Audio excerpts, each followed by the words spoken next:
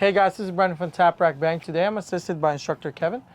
Today we're going to be talking about small unit tactics and how that's important as Second Amendment advocates and civilian defenders.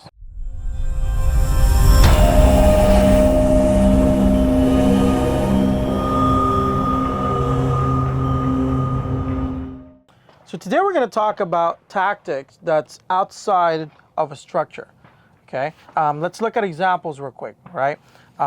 You can take a look at Ukraine and how a lot of those civilians, right? One day we're living their lives regularly. The next day they're having to pick up a rifle being given to them by their government because they have to defend themselves, right? Their existence, their country's existence. And so a lot of Americans during this time would be like, oh, America wouldn't be like that. America would have a good time because a lot of people train in America. Well, one thing that we're lacking is that when it comes to urban combat, urban does not necessarily mean CQB, right? And a lot of the training that we see, right, a lot with our peers is that we train a lot of what happens inside the house, but we don't talk or train about what happens when we exit a house or a structure, or what happens from our last checkpoint going towards the structure, right? What's urban movement and all that stuff that's related to surviving in an urban battle. So let's talk about crossing a danger area. So on this scenario, we're gonna have a couple of communists, right, that's guarding this big structure right here. They have their HESCO barrier or whatever. They could be a wall to their compound as well. They're currently hidden right now. There's this guy right now that's observing. They're keeping a low profile, right? Not necessarily giving big attention to themselves, but they are armed with an RPK, right? And then you got an M249, okay? This one was probably stolen from Afghanistan when the Americans withdrew, okay? So that's okay, you know, because I can't have a machine gun, but they can. Where's my machine gun? Whatever.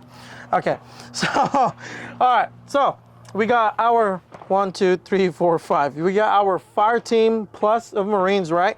And their objective right now, the sole objective we're gonna talk about today is going from this side of the street, right, to the other side of the street, maintaining proper security and not getting shot at by those communists on the other side, right?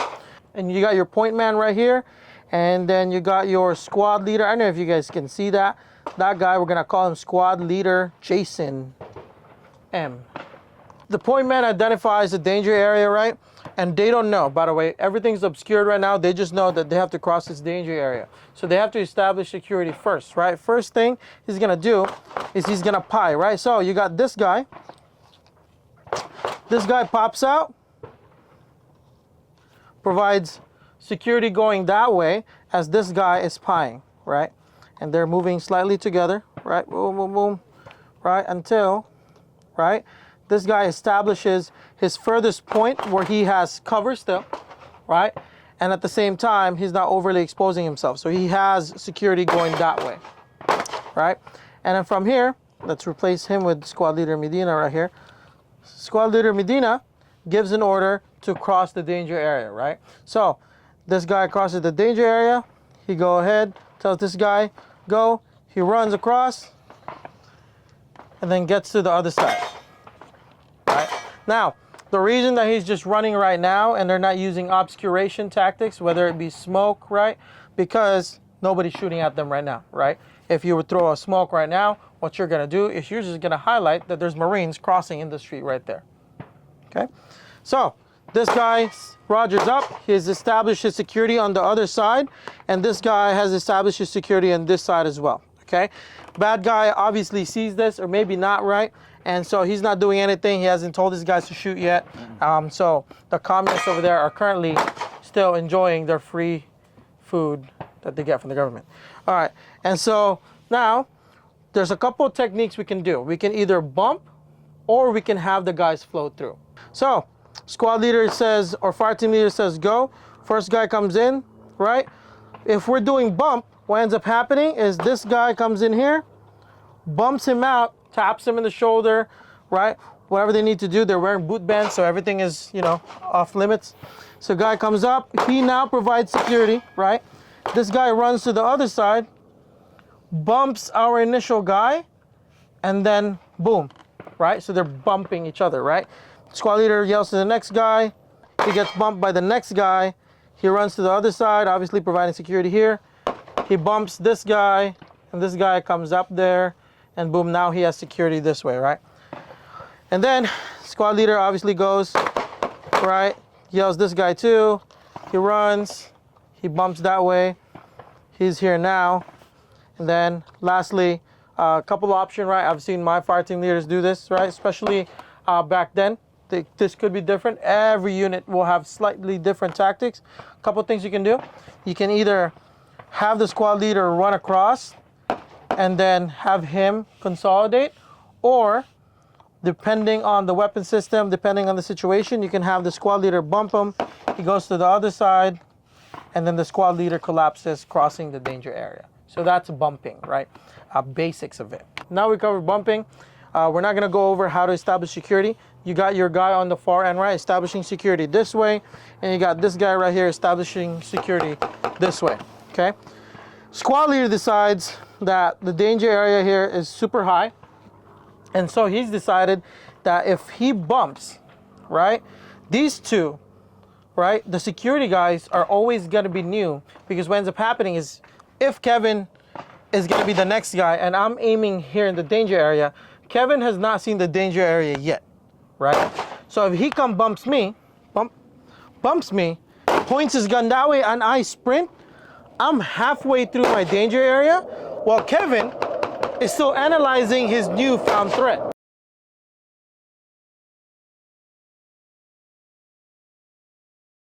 And now back to your regularly scheduled program. We got your boat security established. You got your guy on the other side providing security. You got this guy right here providing security that way. Squad leader established, security set.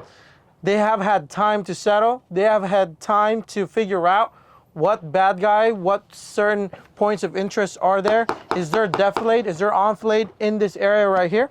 So security has been established. Squad leader says, or fire team leader says, go. The first guy flows through, runs across. Wait a few seconds. Second guy flows through. Wait a second, right? And then a third guy goes through. And then squad leader or fire team leader, and then collapse, right? So that's a flow, okay? This is a flow when you're not in contact, right? Now, let's say, for example, we are taking fire, okay? Now, if we're taking fire, what bad guys overseas started realizing is that you let the first guy bump, right? If they shoot this first guy, then all the team are still here, and sure, one of the guys inside here, or he may take across, but they're not necessarily dividing the whole team. So what they started doing is they started realizing you're bumping, the first guy comes in, and then based on the enemy's tactics too, as the second guy is coming in, bad guy, which is this spotter right here, okay, he counts, he's like, okay, I think I count 3.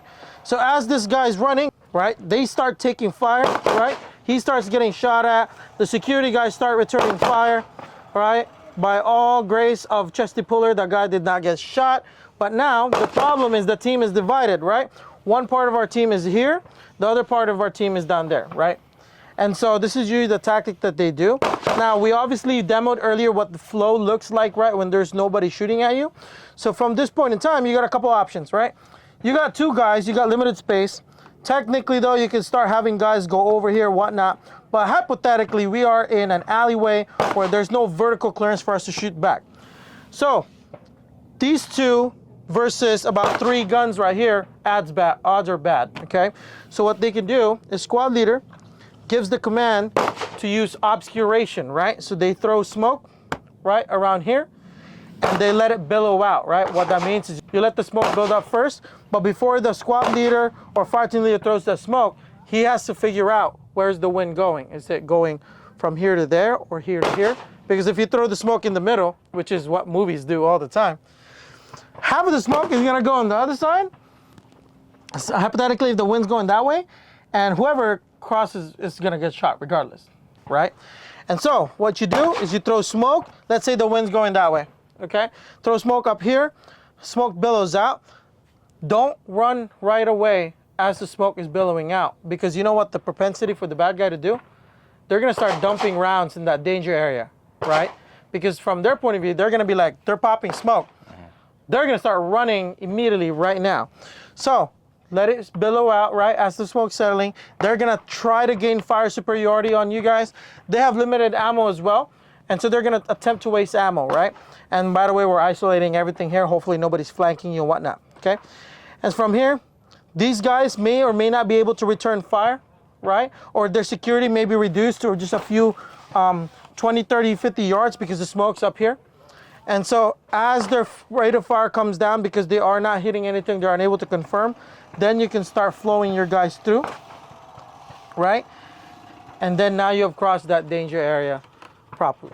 If you think all gun laws are an infringement and you live behind the enemy lines in the People's Republic of California, then check out our Unconvicted Felons t-shirt. We came out with this t-shirt design for you where most of us are fed up with the situation here in California. So check it out. Check out our website. Awesome t-shirt coming at you. And our new line of 2 arms where it stands for 2A Rights Matter. So check out our new t-shirt and help us feed our dog.